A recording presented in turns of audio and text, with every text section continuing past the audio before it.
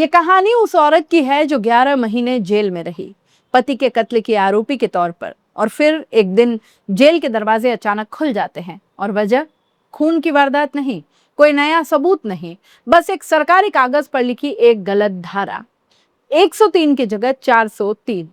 एक क्लर्क की टाइपिंग की गलती, और उस गलती ने सोनम रघुवंशी को अप्रैल 2026 में आजाद कर दिया।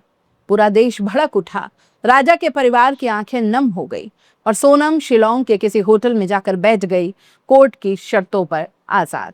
नमस्कार, मैं हूं जयश्री नागदा और आप देख रहे हैं क्राइम रिपोर्टर।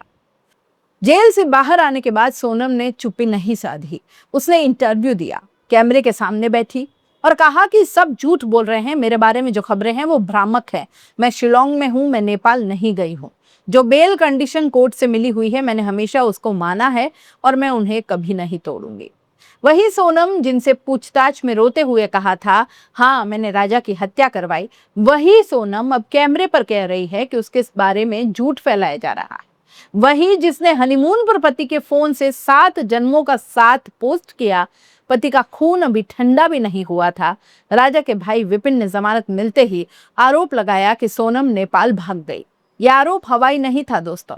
दरअसल सोनम के वकील सुदीप राणा नेपाली मूल से आते हैं, और विपिन ने आरोप लगाया कि वकील ने ही सोनम को भागने में मदद की है।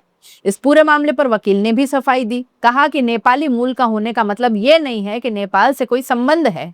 और सोनम ने इंटरव्यू में कहा कि वो शिलोंग में ही है, लेकिन अपना ठिकाना बताने से इनकार कर दिया, सुरक्षा कारणों से। जो औरत खुद को एक सुनियोजित हत्या की मास्टरमाइंड बताई हो, उसकी सुरक्षा की चिंता, विडंबना यही है। 27 अप्रैल 2026 शिलोंग की जिला अदालत चौथी जमानत अर्जी, और इस बार पासा पलट गया। बचाव पक्ष दलील देता है कि गिरफ्तारी के कागजात में बीएनएस की धारा 103(1) की जगह 403(1) लिखी है। धारा 403 बीएनएस में होती ही नहीं है, यानी गिरफ्तारी के कागज में वो धारा लिखी है जो कानून में है ही नहीं।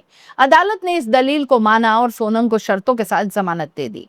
शर्तें थी 50,000 का बॉन्ड, सबूत और गवाहों से दूर रहना, शिलोंग नहीं छोड़ना, हर तारीख पर हाजिर होना, और सबसे बड़ी शर्त इंदौर नहीं जाना जब तक केस खत्म नहीं होता। सोनम का प्रेमी राज कुशवाहा, जिसके लिए ये सब कुछ हुआ, पूरा मामला, राज कुशवाहा की हत्या वगैरह सब कुछ, वो अभी भी जेल में है। उसकी जमानत याचिका खारिज हो गई। उसी कोर्ट में, उसी केस में, यानी एक ही कोर्ट ने सोनम को जमानत अर्जी दे दी, लेकिन राज को नहीं दी। इसके बाद 3 सुपारी किलर विशाल चौहान, आनंद कुर्मी और आकाश राजपूत, उन्होंने भी जमानत मांगी सोनम की जमानत को आधार बनाकर। और राजा का भाई विपिन टूटा हुआ लेकिन तीखा बोला, सोनम को जमानत मिली, अब राज भी जमानत मांग रहा है, दोनों बाहर निकलकर शादी कर लेंगे। दोस्तों, ये कोई तंज नहीं था, ये एक भाई का दर्द था जो शब्दों में बाहर आ गया। मेघालय पुलिस हार नहीं मान रही, जिला कोर्ट के फैसले को हाई कोर्ट में चुनौती दी।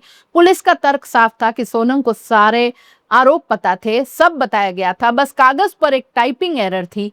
ये क्लैरिकल गलती से जमानत का हक नहीं बनती। दोस्तों, हाईकोर्ट में 1 जून से लगातार सुनवाई चली, 3, 4, 5 जून को भी दोनों पक्षों ने अपनी अपनी दलीलें रखी, लेकिन जून 2026 के मध्य तक जमानत रद्द होने का कोई फैसला नहीं आया। विपिन रघुवंशी, राजा का वो भाई, वो भी कैमरे के सामने आया, बोला कि सोनम अपने पति की नहीं हो सकी। हत्या के बाद वो अपने प्रेमी के साथ फ्लैट में रही। जो औरत पति से वफा नहीं कर सकी, वो कोर्ट की शर्तों से क्या वफा करेगी। सोनम शातिर है, बाहर रहकर वो केस को प्रभावित कर सकती है। और फिर एक और आरोप, सोनम का परिवार अब राज कुशवाहा को भी जेल से बाहर निकालने की कोशिश कर रहा है। यानी साजिश सिर्फ हत्या की नहीं, साजिश अब भी जारी है, कोर्ट रूम में, कागजों में और दलीलों में भी। राजा रघुवंशी 29 साल का था, उसे पूरी जिंदगी जीनी थी दोस्तों। आज उसकी हत्या की आरोपी एक होटल में बैठकर इंटरव्यू दे रही है, और उसका परिवार इंसाफ के लिए दर दर भटक रहा है। फैसला अभी बाकी है, लड़ाई अभी जारी है। आप इस पूरे मामले पर क्या कहना चाहते हैं, अपनी राय कमेंट बॉक्स में जरूर लिख लीजिएगा। जाते जाते चैनल को लाइक, शेयर और सब्सक्राइब जरूर दीजिएगा, और आप इस केस के बारे में क्या सोचते हैं वो भी जरूर बताइएगा। नमस्कार।